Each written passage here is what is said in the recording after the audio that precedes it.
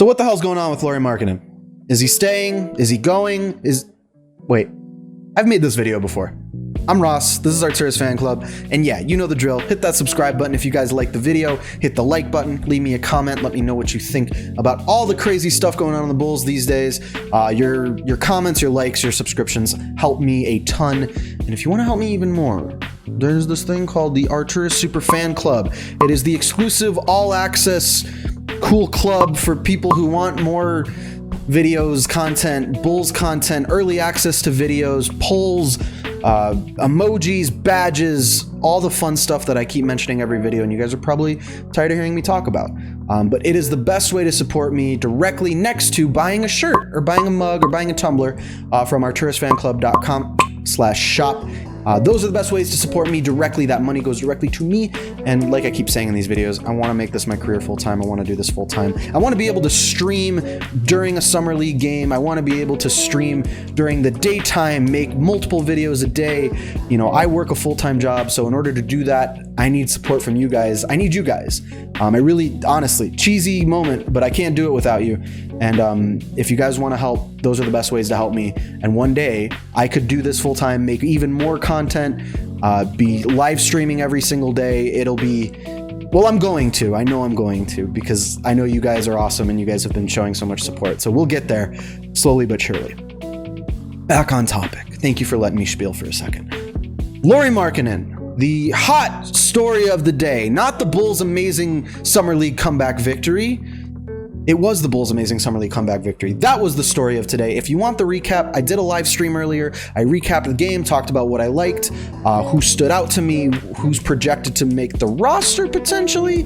That video is up. It's an hour long because it's a live stream, but if you just watch like the first 15 minutes of it, you'll get the juice, the most important part, the concentrated juice.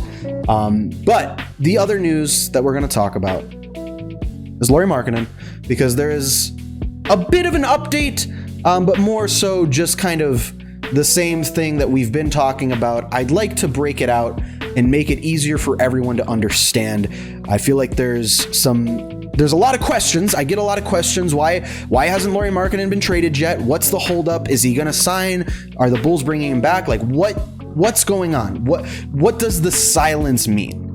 The silence is actually Arturis Karnisovas doing something pretty smart. And at first I was confused, and then I was like, ah, shit, that's pretty smart. At first I was kind of like, I didn't think we had the leverage because of some of the things Lauri Markkanen has said, and we'll get to those things in a second. I was under the impression at first that like, well, his trade value's tanked. There's no way we're getting a trade return for him. We're probably going to have to re-sign him. That's what I thought for a while. Changed my tune since I read this report. Another Bleacher Report, Jake Fisher, who his name has been popping up a lot lately. Jake Fisher from Bleacher Report this offseason. He's making a name for himself. Shout out Jake Fisher. I'm gonna read you what he wrote, and then I'm gonna give you some of my analysis of what this means. But what he wrote is the best way to word it. So I'm, like I said, I keep messing up his name. Jake Fisher from Bleacher Report. He's the one who wrote these words. These are not my words. Each team that has inquired about Markkanen would now have to add him via sign and trade as cap space has dwindled across the league. Dallas, New Orleans, Boston, and Minnesota all have shown interest in signing Markkanen to deals worth around $15 million in average annual value, sources said. But the Bulls are seeking a first-round pick in exchange for helping facilitate the transaction. Chicago Brass is also requiring Markkanen's new team to find a third trade partner to take on the outgoing salary needed to create space for Markkanen's contract. For a third team to take on an unwanted salary, the hypothetical front office would also ask for draft pick compensation. So a lot of draft picks being requested in this trade. The crux of it, any team that wants to add Markkanen now would have to add a first round pick to Chicago and another pick to some other team to take on the salary. It's a roadblock that the Bulls have intentionally created. Chicago is playing this masterfully from no other perspective than a contract management standpoint, said one team capologist. It won't do any favors relationship-wise, but they're bleeding his market value based on their tax situation, and nobody else can offer him any kind of money without them. It's interesting, right? What Arturis Karnisovas has done is taken a situation that at first looked bleak. At first, it looked like Lauri had tapped himself out of the market by making his price too high and telling reporters that he's done in Chicago. But as a restricted free agent, you can't really just decide that. And by pricing himself out of the market and going through all this drama with the team, well, like that report said, every other team has spent their money. The teams that are interested in him don't have the salary cap space to sign him outright. So what Lauri Markkanen has done, essentially, is given the Bulls total power. Because the only way a team can get him, a team that wants Lauri Markkanen, the only way they can get him is by executing a sign-and trade with the Bulls. And so Arturas Karnisovas saw that, and he's like, ah, shit. Well, if the only way they can get him is via a trade, the only thing I'm accepting is a first-round pick. It sounds like the Bulls do not want to take salary back in the trade. And I'll explain why in a second. But let me tell you how we got here. So when Lauri Markkanen went to the Finnish media and said, I'm done in Chicago, I don't want to play for the Bulls anymore. Okay? When Lauri Markkanen said, I don't want to play on the qualifying offer, I'm worth more than $9 million. When Lauri Markkanen said, I want 18 to $20 million, that's how much I think I'm worth.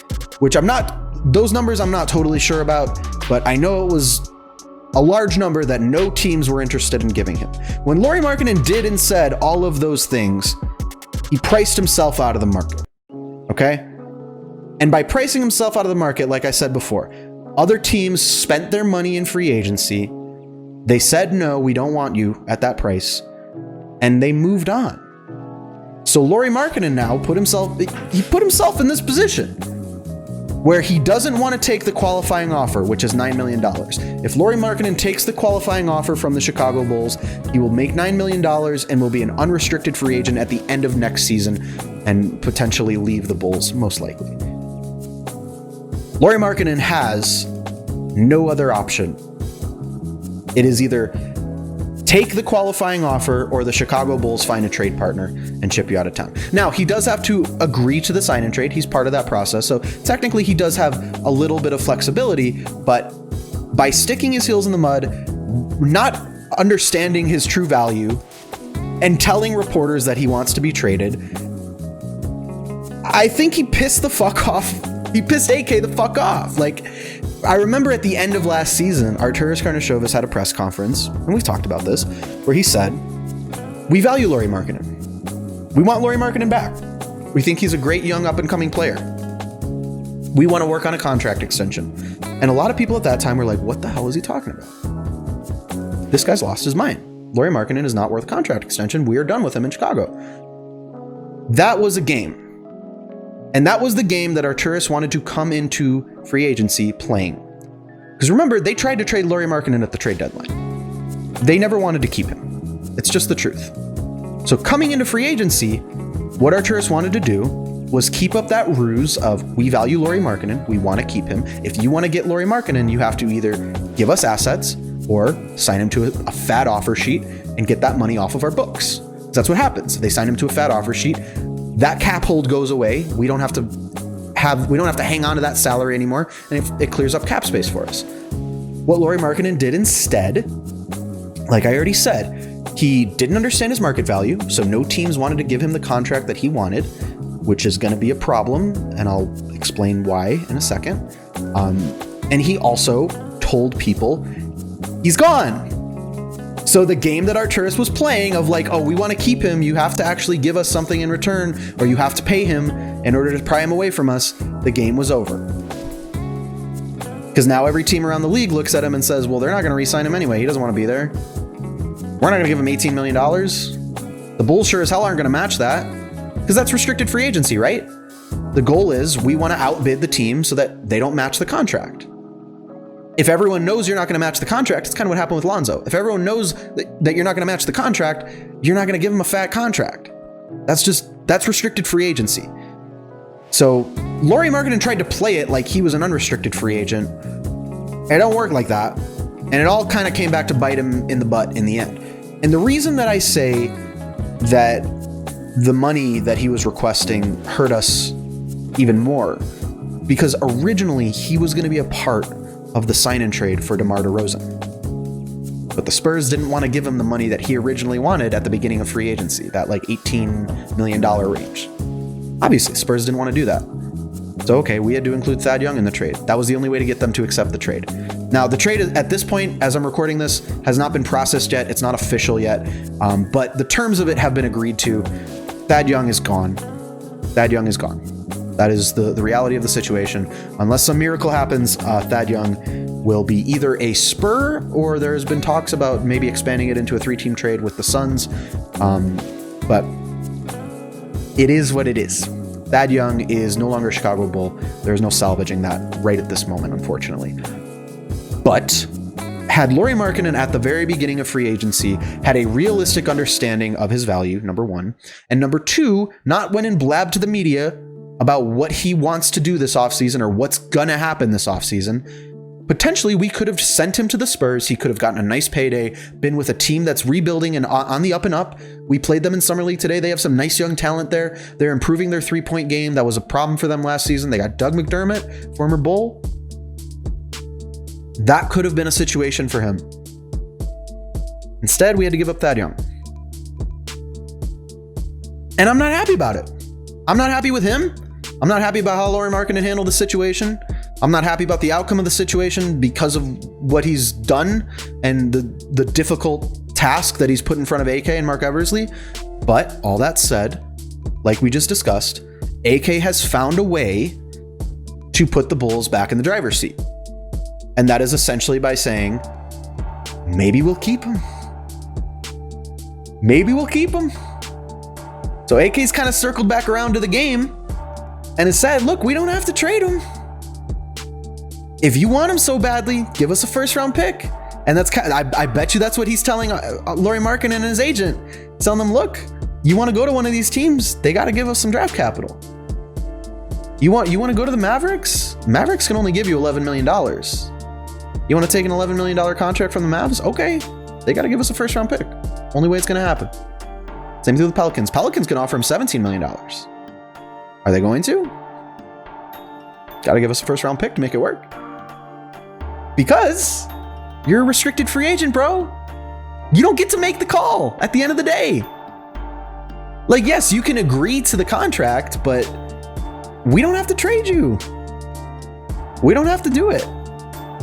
So that's the situation as it stands right now. The Bulls don't want to take on salary in the trade, from what I understand.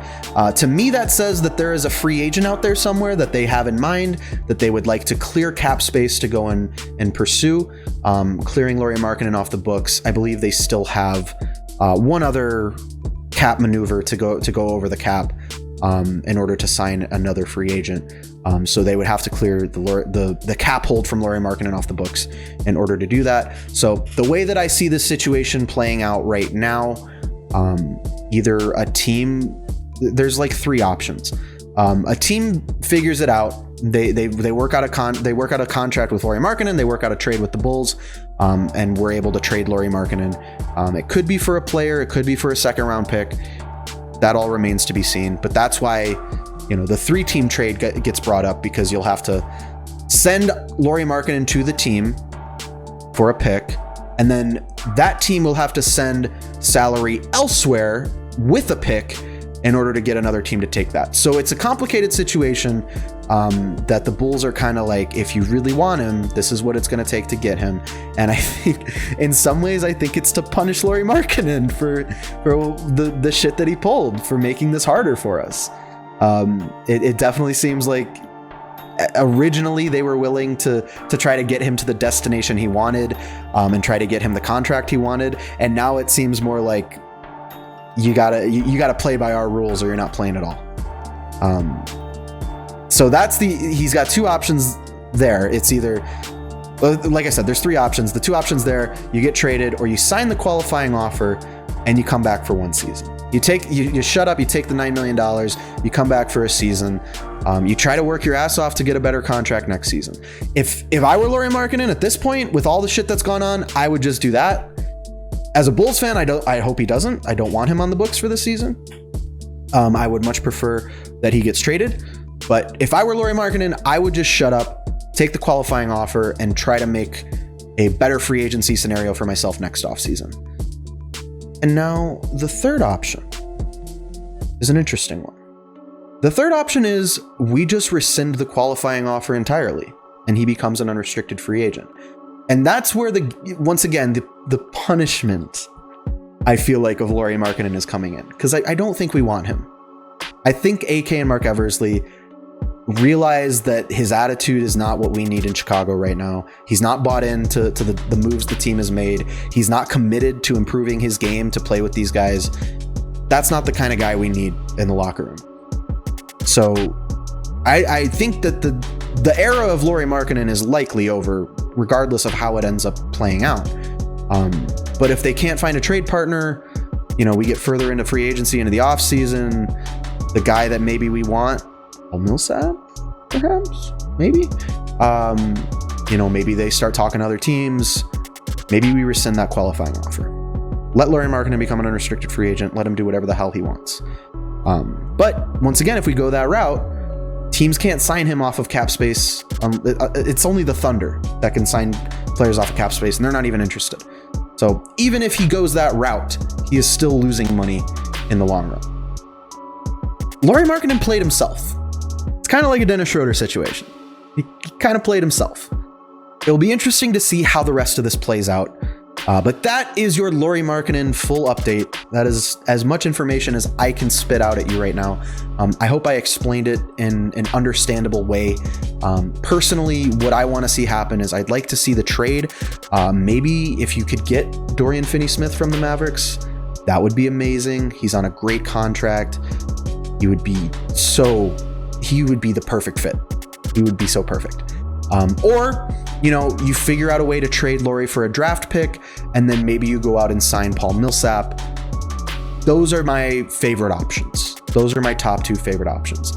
And ultimately, if it comes down to it and we can't find a trade partner, just rescind the qualifying offer. Don't bring Lauri Markkanen back. For the love of God, don't bring Lauri Markkanen back. For now, they want to see if they can get something out of him, and I don't blame them. And they're telling other teams, you got to play by our rules. The Bulls have the leverage in this scenario. They don't have to get rid of Lauri Markkanen. There is actually technically another scenario, but it's weird.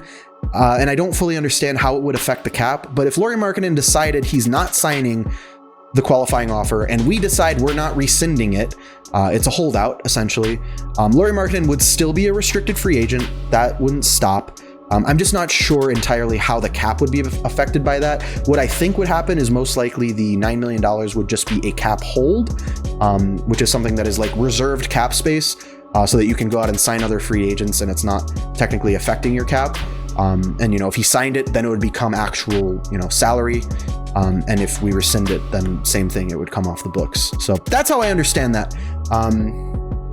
But that's it. That's your Lauri Markkanen situation. Those are your scenarios. Lauri Markkanen, if you're listening to this, those are your options. Pick one. Figure it out ASAP, because we have other things we want to do. Please stop dragging this out. So we'll see what happens. Obviously, the sign-in trade with the Spurs is still going through. There's still moving parts with that. We'll see what ends up happening with that. But for now, we play the waiting game. We see what happens. Today, Alex Caruso was formally announced by the Bulls, the Alex Caruso signing. So shout out to AC. Looks like he's going to be wearing 21, taking Thad's old number already. But that is the current state of the Bulls. You guys are totally up to date. And if something happens in between me recording this video, editing this video, and uploading this video, well, fuck me, right? So thank you guys again for watching. Make sure to join the Super Fan Club if you're interested. $4.99 a month. It is a great way to support me, support the channel, and help me grow. If you guys want to see me do this full time, like I keep saying, if I'm able to do this full time, I'm putting everything back into it. You're going to get more videos. You're going to get more streams. I'm going to have more time to research stuff. Hopefully be able to start using more game footage, which I'm doing for the Super Fan Club. Things like that I'm not capable of doing right now because don't have the money. But artursfanclub.com/shop is the other way. And make sure to hit subscribe. If you can't do any of those things, subscribing is the next best thing, and it's free. So thank you guys so much for watching, and we will talk very soon.